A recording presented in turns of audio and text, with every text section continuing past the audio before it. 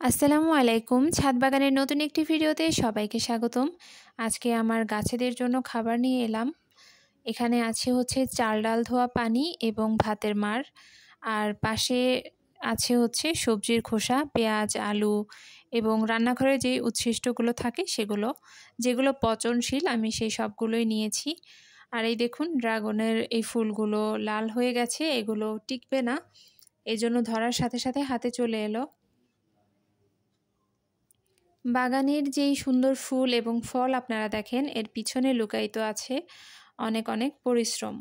যেমন এই সবজির খোসা এবং চাল ডাল ধোয়া পানি আমি নিয়মিত আমার গাছে দেই এবং গাছের গ্রোথ মাশাআল্লাহ অনেক ভালো হয়।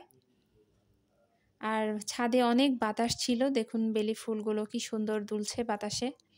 আমি যে সবজির খোসাগুলো জমাই সেগুলো এই ড্রামে, ঢাকনাযুক্ত ড্রামে জমাই। আর দেখুন এখানে কম্পোস্ট সারে পরিণত হয়েছে। ৫ থেকে ৬ মাসের মতো রেখে দিয়েছিলাম।